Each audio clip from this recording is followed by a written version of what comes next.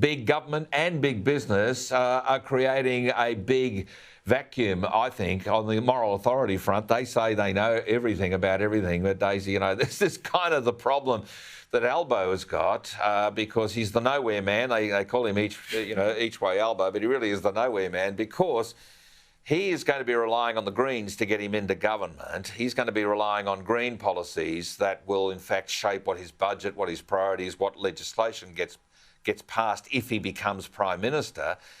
Do you think we're going to see any dams built under an Albanese government? Do you think we're actually going to see some of the problems we've been talking about on this show now for 4 years? I mean, we've got this flooding that's going through southern Queensland, towns like Texas, Yallarvin, Inglewood.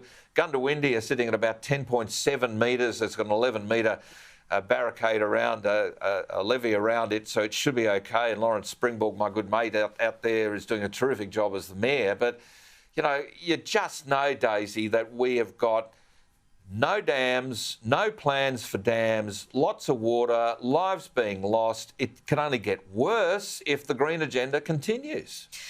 Yeah, I've been thinking, what a shame that we haven't had enough dams up here in all of this rain that we've had for the past week. Can you imagine how practical that would have been if we could have stored some of the water that's been falling on Queensland? I mean, for goodness sake, it would seem like the most common sense thing in the wet season in Queensland to have dams to catch the water, but no, apparently not, thanks to the sort of, green hang-up they have about building dams. So I'd be really interested to see how Anthony Albanese actually handles the green agenda in the lead-up to the election. What, and just roll over and follow it? Well, he will, and that's kind of the thing. He will roll over it and follow it because he will have to, but he'll be in the conundrum again if he leads with that to the election that Bill Shorten was in 2019, which is that he's really going to put the noses out of joint of the mining seats in Western Australia and in Queensland. However, the counter-argument to that is that if he goes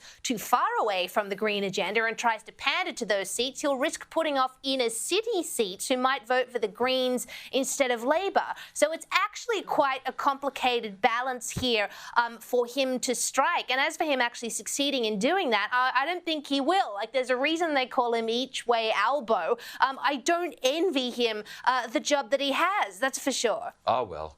OK, we'll feel sorry for him if you like. It's my kind heart on a Friday night. It's the season to think of others. I get it. I'll do that.